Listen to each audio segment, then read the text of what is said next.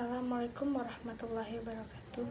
Halo teman-teman semua, saya Miftahul Rahmi, NIM 2131454. Nah, di video kali ini saya akan menerangkan tentang proses-proses komunikasi dan bentuk-bentuk komunikasi. Pertama, saya akan membahas tentang bentuk-bentuk komunikasi. Kedua, saya akan membahas tentang proses komunikasi. Nah, bagi teman-teman yang penasaran dengan video saya, simak sampai habis ya. Baiklah, saya akan membahas tentang bentuk-bentuk komunikasi. Pertama, bentuk-bentuk komunikasi terbagi menjadi dua, yaitu komunikasi verbal dan komunikasi non-verbal. Komunikasi verbal merupakan salah satu bentuk komunikasi yang disampaikan kepada pihak lain melalui tulisan maupun lisan. Bentuk-bentuk komunikasi verbal seperti: pertama, mengirimkan pesan atau menelpon orang tua, teman, pacar, dan berbincang-bincang dengan teman, dan menyampaikan puisi di depan kelas dan menginterpretasikannya dengan baik.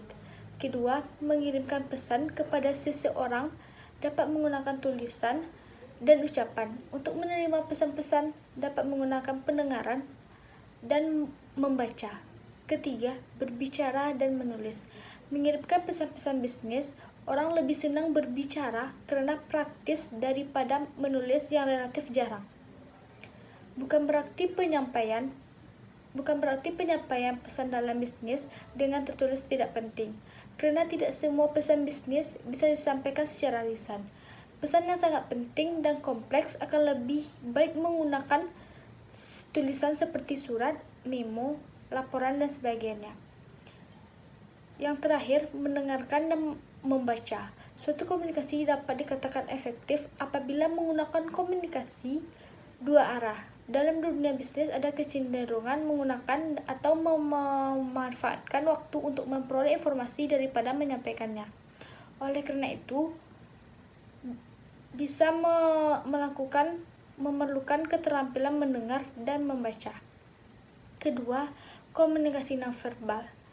Bentuk komunikasi yang paling mendasar dalam komunikasi bisnis adalah komunikasi nonverbal, yaitu menggunakan gerak-gerakan tubuh atau bahasa isyarat seperti ekspresi wajah, sandi, atau simbol-simbol pakaian seragam, warna, intonasi suara sebagai alat untuk berkomunikasi dengan orang lain.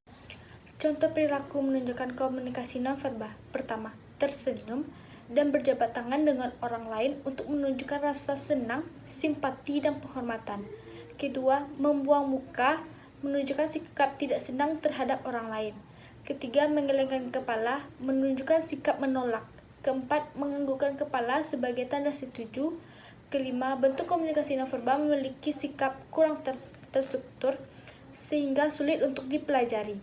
Komunikasi nonverbal juga berbeda dengan komunikasi verbal. Dalam hal penyampaian pesan, dalam komunikasi nonverbal, pesan disampaikan secara spontan atau bersifat alami dan tidak pernah direncanakan sebelumnya. Selanjutnya, saya akan membahas tentang proses komunikasi. Tahap pertama dalam proses komunikasi itu, pengirim harus mempunyai ide atau gagasan bahwa seseorang komunikator memiliki suatu ide yang akan disampaikan untuk mencapai tujuan. Ide dalam tahapan ini masih berupa data mentah yang belum diolah menjadi pesan. Selanjutnya, pengirim mengubah ide menjadi pesan. Komunikator diharuskan memikirkan bagaimana berkomunikasi yang efektif untuk menyampaikan ide dalam sebuah pesan. Selanjutnya, pengirim menyampaikan pesan. Kita harus menyediakan media yang tepat untuk memudahkan dan memperlancarkan pengiriman pesan.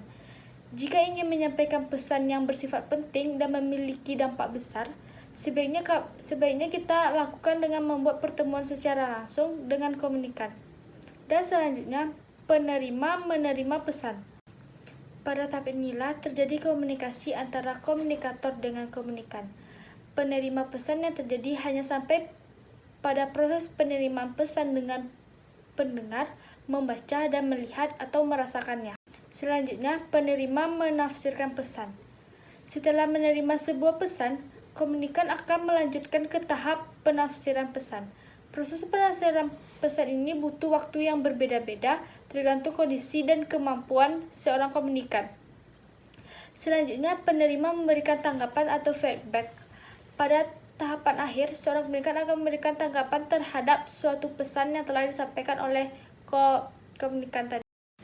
Hanya itu yang dapat saya jelaskan, dan saya akhiri dengan Assalamualaikum warahmatullahi wabarakatuh. Dadah teman-teman.